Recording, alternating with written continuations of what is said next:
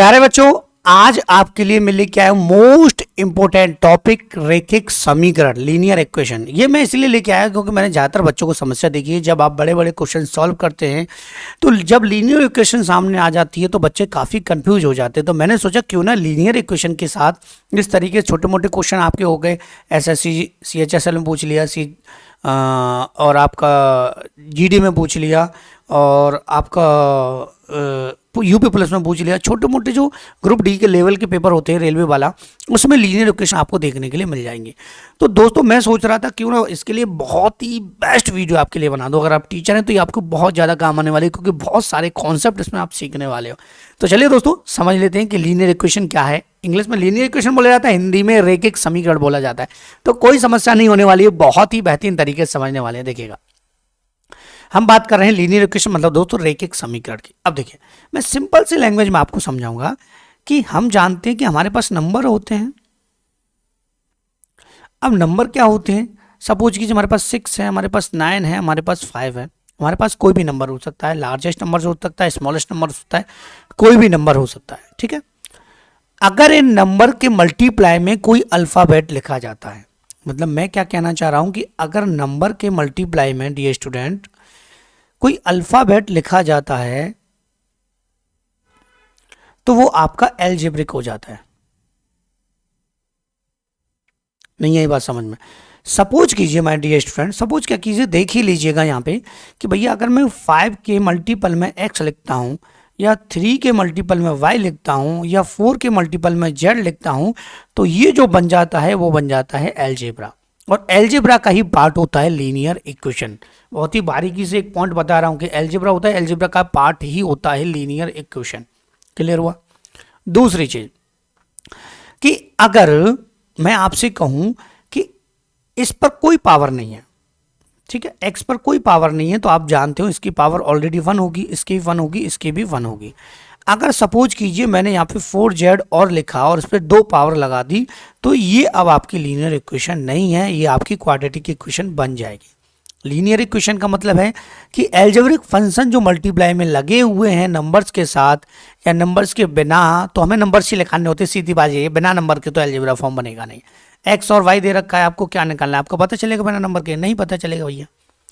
तो यहाँ पर पावर अगर एक है, सिंगल है अल्फाबेट की, तो आपकी लीनियर इक्वेशन होगी, और आपकी 2 पावर है तो क्वाड्रेटिक इक्वेशन होगी, और आपकी 3 पावर है तो क्यूबिक इक्वेशन होगी। मतलब ये रैखिक समीकरण कहलाएगा, दूसरा वाला जो होगा द्विघाती समीकरण कहलाएगा, और 3 पावर जो होगी वो त्रिघाती समीकरण कहलाएगा। मतलब मैं बहुत लैंग्वेज में आपको बताता हूँ, हिंदी प्लस इंग्लिश, जिससे कि हिंदी वाले भी स्टूडेंट होते हैं हमारे पास, इंग्लिश वाले भी।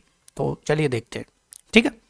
दूसरी चीज हमें क्या सीखना है कि यहाँ पर लीनियर इक्वेशन जो हम सीखने वाले हैं, इसमें आपको केवल एक ही अल्फाबेट एक क्वेश्चन में मिलने वाला है। उसमें क्या होगा, उसी अल्फाबेट की वैल्यू हमको फाइंड करनी होती है, ठीक है। अब वो P/Q की फॉर्म में भी आ सकती है, ओनली P की फॉर्म में भी आ सकती है, कोई ओनली नंबर भी रह सकता है, न्यूमिनेटर डिनोमिनेटर भी आ सकता है, कोई दिक्कत नहीं है।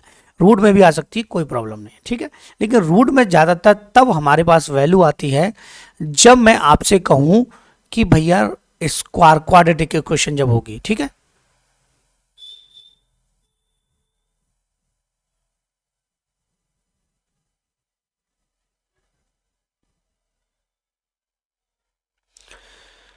तो चलिए दोस्तों समझते हैं पहले क्वेश्चन के साथ, और बहुत ही बेसिक से मैंने क्वेश्चन उठाए हैं, छोटे छोटे क्वेश्चन, उसी के साथ हम बड़े बड़े क्वेश्चन करते चलेंगे तो सारा कॉन्सेप्ट भी आपका क्लियर हो जाएगा, ठीक है। देखिए, ये है हमारे सामने पहला क्वेश्चन, ठीक है।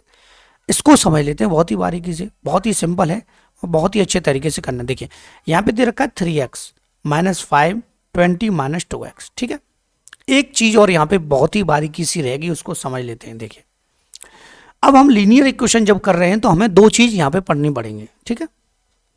देखिए, एक तो होता है चर और एक होता है अचर, ठीक है। चर और अचर, ठीक है। चर और अचर में क्या होता है कि जिन नंबर्स के साथ आपका अल्फाबेट आता है, नंबर के साथ अल्फाबेट आता है, जो मैंने आपको अभी बताया था, वो तो चर वैल्यू होती हैं। और जिनके साथ नंबर के साथ अल्फाबेट नहीं होता, ओनली नंबर होते हैं,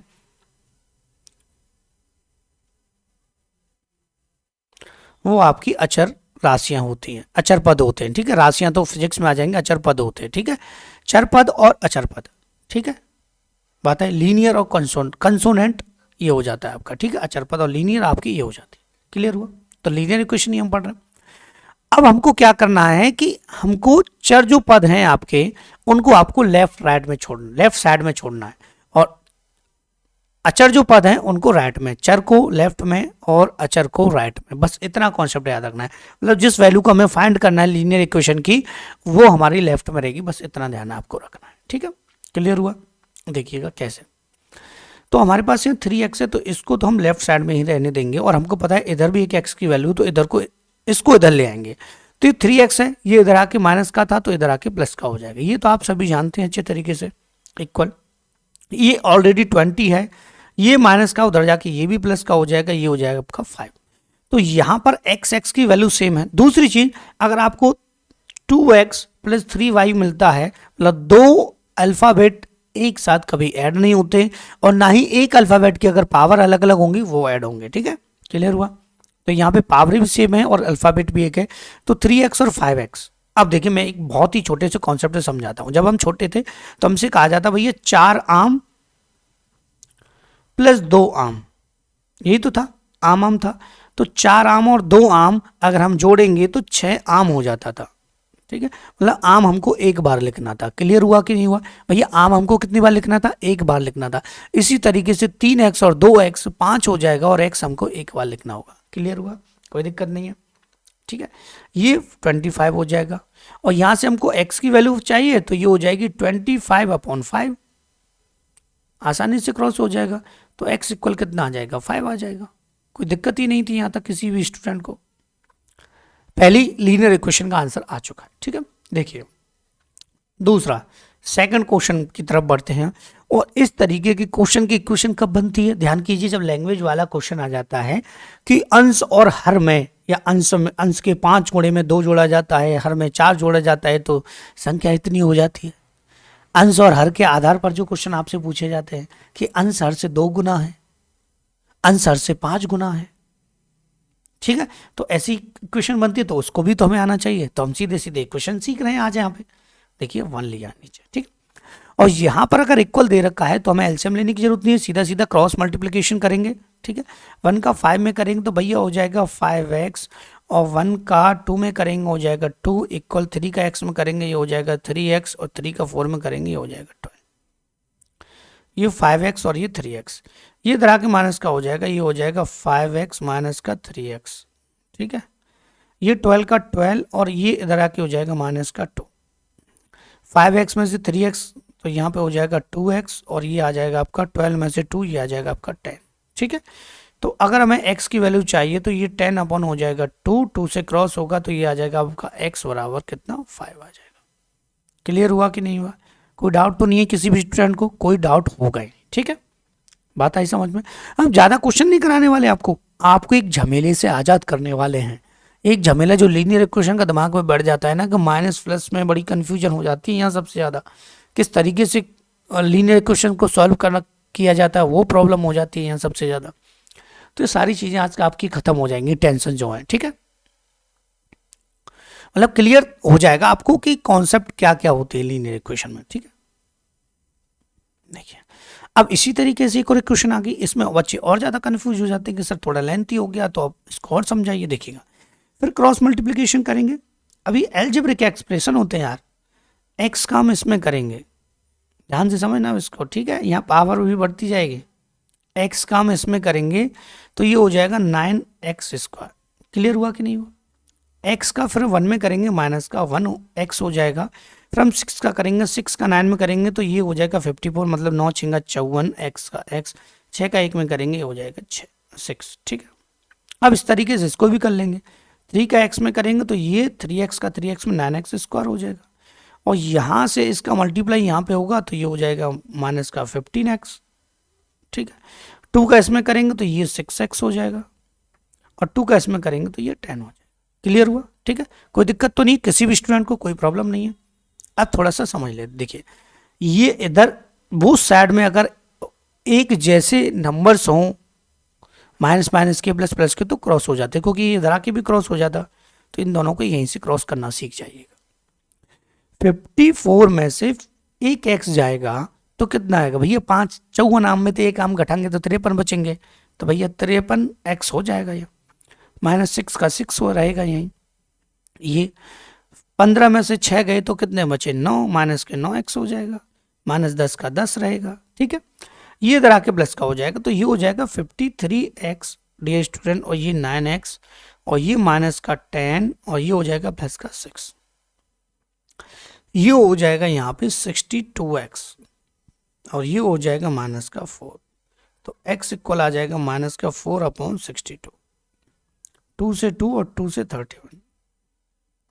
ठीक है, तो x की वैल्यू आ जाएगी -2/31। ठीक है, ये आ गया आपका आंसर।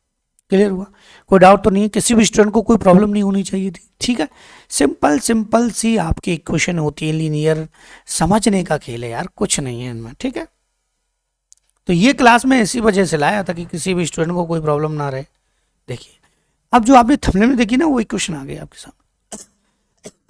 अब सबसे बड़ी बात तो ये है कि बच्चा देख के घबराया था, इतनी बड़ी इक्वेशन भैया क्या करूं। मैं तो ये कह रहा हूँ चुटकियों में सॉल्व होने वाली इक्वेशन है, देखना, चुटकियों में ना हो तो कह देना कि सर क्या कह रहे थे। ठीक है भाई, चुटकियों में होगी। देखिए, कुछ नहीं करना आपको, बहुत से बच्चे माइनस का मल्टीप्लाई ये वो करेंगे, डायरेक्ट यहीं से सभी का एक शायद एलसीएम ले लीजिएगा। ठीक है, तो जब सभी का यहाँ से एलसीएम लेंगे तो यहाँ आपको पता है 24 आ जाएगा। ठीक है, 1 का 24 में 24 टाइम 24 का इसमें करेंगे 24, तो ये सारी चीज़ें यार छोटी छोटी तो आनी चाहिए आपको। ठीक है, 3 का इसमें करेंगे तो ये माइनस है ऑलरेडी, इसको ब्रैकेट लगा देंगे। 3 का इसमें डिवाइड देंगे 8 टाइम, तो 8 2 जा 16 हो जाएगा 16x, और 8 8 जा 64, ये हो जाएगा। माइनस का माइनस, 4 का 6, तो ये 6x हो जाएगा डियर स्टूडेंट, प्लस। ठीक है, 24 का 24, तो ये एज इट इज ऐसे हो जाएगा। ठीक है, ठीक है, 1 का 24 में 24 का इसमें 72 हो जाएगा। अब ये इक्वल में 0 है, तो ये नीचे वाला नंबर इधर जाके 0 में गायब। ठीक है, ये तो जानते हो आप, गायब हो जाता है। ठीक है, मल्टीपल है ना। देखिए, 24x में से 6x माइनस होगा, तो माय डियर स्टूडेंट आपको पता है कितना आएगा, 18x आएगा भैया। ठीक, माइनस का मल्टीप्लाई करेंगे तो माइनस के 16x हो गए, माइनस का करेंगे तो माइनस का 64 हो गया, और 2 का 2 प्लस का मल्टीपल से कोई फर्क नहीं होगा, -x प्लस 72 का 72। क्लियर हुआ कि नहीं हुआ। अब आप इसको बहुत ही चुटकियों में सॉल्व कर सकते हो। 18 माइनस के 16 और माइनस के x, माइनस के 17, 18 में से 17 माइनस होगा तो x आएगा। क्लियर हुआ। अब ये 64 में से 64 ही हो गया, मैं एक एक लाइन बताता हूँ। 64 ही हो गया, ये 74 हो गया, प्लस का हो गया कि नहीं हो गया। ठीक है, इक्वल 0। तो यहां से अगर हम देखें तो x माइनस का 10 प्लस का 10 आ जाएगा, इक्वल 0। ठीक है, तो x इक्वल आ जाएगा माइनस का 10। क्लियर हुआ कि नहीं हुआ। और ये एग्जाम के क्वेश्चन है ये वाला, इसीलिए मैंने ये उठाया था। ठीक है, क्लियर हुआ कि नहीं हुआ। अब ये आगे और बढ़ते हैं, एक और ऐसी क्वेश्चन देख लेते हैं। बच्चों को कन्फ्यूजन हो जाती है, सर ऐसा भी आ जाता है कभी कभी। तो छोटे बच्चों की किताबों में आपको इस तरीके के क्वेश्चन मिल जाते हैं यार। जब स्टार्टिंग से अच्छे से पढ़ लेते तो आप जरूरत क्यों पड़ती है छोटी छोटी चीज़ें सीखने की। तो 6 का 3 में मल्टीप्लाई करेंगे तो ये हो जाएगा 18u, मल्टीपल हो रहा है ब्रैकेट लगाए। 6 का इसमें करेंगे माइनस का 6 हो जाएगा। ठीक है, प्लस 3 का 2 में करेंगे 6u हो जाएगा, 3 का 3 में करेंगे 9 हो जाएगा। ये बात तो क्लियर होगी माय डियर स्टूडेंट कि भैया u x y कुछ भी आ सकता है। ठीक है, कोई दिक्कत तो नहीं है यहाँ पे, नहीं है भैया, होगी क्यों, छोटे छोटे सवालों में दिक्कत होने लगी तो फिर क्या। देखिए 18 और 6 दोनों सेम है u वाले, और दोनों ही प्लस के हैं, तो ये 24u हो जाएगा। 6 में 9 में से 6 प्लस का 3 हो जाएगा, इक्वल 1 माइनस 7। ये इधर आके प्लस होगा 24u प्लस 7u, और ये हो जाएगा 1 माइनस 3। ओके, ये हो जाएगा 31u इक्वल माइनस का 2। तो u की वैल्यू अगर हमको चाहिए तो -2/31 हो जाए। ठीक है, टेढ़ा आंसर समझ लेना एग्जाम का क्वेश्चन, सीधा आंसर समझ लेना किसी किताब का, छोटी मोटी किताब का क्वेश्चन। ठीक है कि नहीं, क्लियर हुआ। देखिए अब भैया पॉइंट आ जाए तो समस्याएं बड़ी आ जाती हैं। ठीक है, बच्चे सोचते हैं कि भैया पॉइंट काट लें जीरो बढ़ा लें, पॉइंट काट लें जीरो बढ़ा लें, पॉइंट काट के जीरो ही बढ़ाते रहेंगे। 0.25 पी और 0.2 ये इधर आके माइनस होगा। तो आपको माइनस करके एक बताता हूँ, फिर डायरेक्टली मैं आपको बताता रहूँगा। 0.25 पी है, पॉइंट वाली वैल्यू में बच्चों को दिक्कत होती है। ये माइनस होगा इसमें 0.2 और 2 के बाद कुछ नहीं तो आप जीरो ले सकते हैं, पॉइंट के बाद ही तो है। तो 5 और यहाँ से 0 तो ये आएगा 0.05। क्लियर हुआ। तो यहाँ पर इसको अगर हम माइनस में लिखेंगे यहाँ पे कि 0.25 पी माइनस 0.2 पी इक्वल यहाँ पे 0.05 और ये उधर आके प्लस का हो जाएगा 0.05। ठीक है, क्लियर हुआ कि नहीं हुआ। अब यहां से माइनस किया तो कितना आया 0.05 पी हो गया। क्लियर हुआ, इक्वल यहां से ये हो जाएगा 0.10। क्लियर हुआ। ठीक है, अब हमको p की वैल्यू चाहिए तो p इक्वल जब हम फाइंड करेंगे तो 0.10 अपॉन हो जाएगा 0.05। पॉइंट से पॉइंट गया क्योंकि वैल्यू के बाद पॉइंट के बाद 2 नंबर, पॉइंट के बाद 2 नंबर, तो ये आ जाएगा 10/5। कितने टाइम क्रॉस होगा 2 टाइम, ये आ जाएगा आपका आंसर। ठीक है, इस तरीके से माय डियर स्टूडेंट आप लीनियर इक्वेशन सॉल्व कर सकते हैं, कोई प्रॉब्लम नहीं है। आपसे हम्बल रिक्वेस्ट है कि अगर वीडियो अच्छा लगा हो तो प्लीज़ वीडियो को लाइक करें। हमारे चैनल से जुड़ना चाहते हैं, मैथमेटिक्स को बहुत ही बारीकी से समझना चाहते हैं तो वीडियो को लाइक कर दीजिएगा, हमारे चैनल को सब्सक्राइब कर दीजिएगा। And thank you for watching my video.